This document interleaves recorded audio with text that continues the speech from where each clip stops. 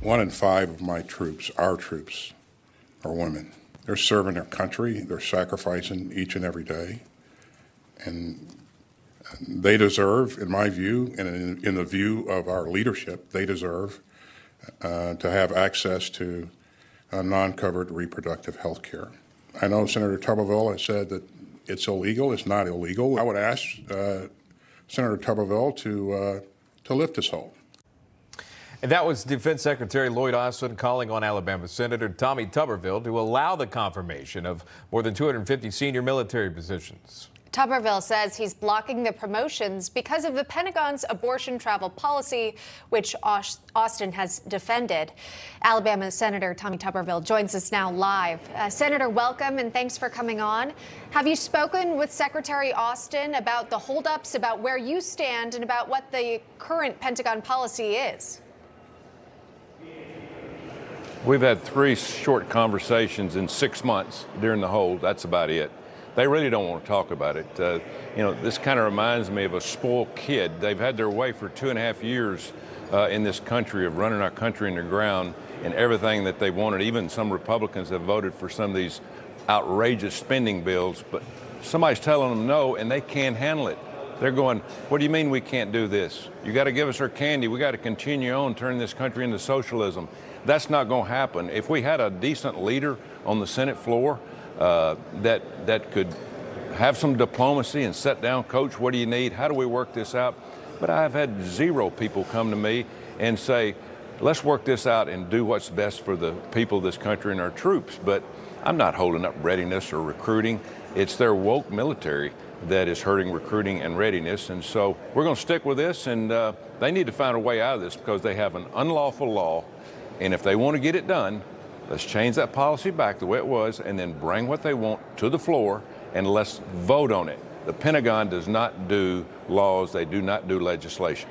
It doesn't sound like you're letting up on that. I wanted to play this for you, a quick clip here. This is Air Force General C.Q. Brown Jr. Testifying on Capitol Hill last week of part of his own confirmation hearing to become the next chairman of the Joint Chiefs of Staff. And he offered this warning for not filling senior military roles at the Pentagon. Watch this, Senator. My concern there is future retention, because we have our more junior officers who now will look up and say, if that's the challenge that I'm going to have to deal with in the future, I'm going to balance between my family and serving in a senior position, and we will lose talent. So, and we've heard your concerns as well, and you're standing strong on that, but there are other concerns about military readiness. Are you concerned about that at all? Does that go through your mind? So we had a briefing yesterday. Obviously, it was on my behalf. All the Armed Services Committee, they brought the people in that basically changed the law to something that's unlawful. Lawyers, secretaries behind the scenes, and they tried to put their best foot forward. We asked them about readiness. They had a very weak answer. We asked them about recruiting. They had a very weak answer. We asked them about, hey, if you're 8 or 9 months pregnant, can you have an abortion? They couldn't answer. Sure they can. Abortion at any time. Right now it's rape, incest, and health of the mom. But now they're going to do it at any time. And we're going to go from 24 a year that we've done the last 40 years to 4,000 to 5,000 a year, and the taxpayers are going to pay for travel for this. That's not going to happen unless they bring it to the floor and they can vote it in. That's the only way I'm going to let this happen. You know, Senator, we know where Democrats stand on your opposition to these promotions, your opposition to the Pentagon policy. Have you heard from colleagues, Republican colleagues of yours, who are backing your approach to this policy? Oh, yeah. Of course, they passed something in the House that's very, very good. They put in their NDAA, their defense budget, and we've got huge support from the House. We've got a good majority.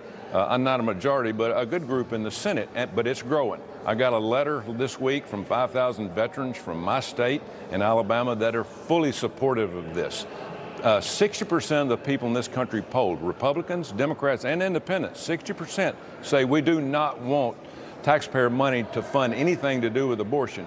If that's not enough for these Democrats to wake up and smell the roses, I don't know what to tell them. I mean, they can't read reality.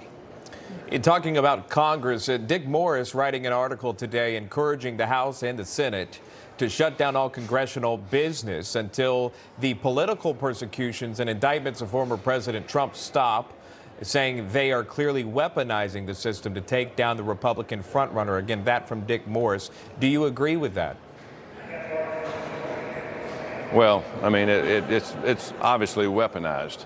They're going to go after President Trump from every angle. The Democrats, cannot afford him to get back reelected because he would throw a stick into their engine and it would stop it. I mean, it is awful what they're doing to the president and his family. Look what's going on with the president we have right now. This country is in such disarray because the Democrats want it their way and they think it's the only way to do business. So, hey, weaponize, take the weapons away from these people up here, keep them away from President Trump, let him run, give him an opportunity to run one more time, let him run against whoever. I don't think it'll be Joe Biden, it'll be somebody else.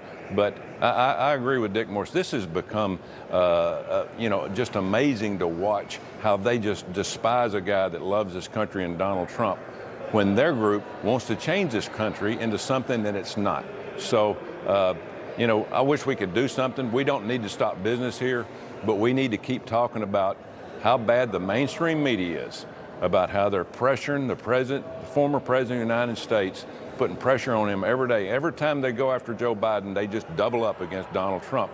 Donald Trump's got a great chance to come back and straighten this country out, and he's the only one that can do it. So we better keep our fingers crossed that he sticks with this race, runs hard, and the people get behind him, because if we don't, this country is in serious trouble now. It'll be worse if we don't get somebody like Donald Trump in office in a year and a half. Senator Tommy Tuberville joining us from the Capitol. We appreciate that, Senator. Thank you very much.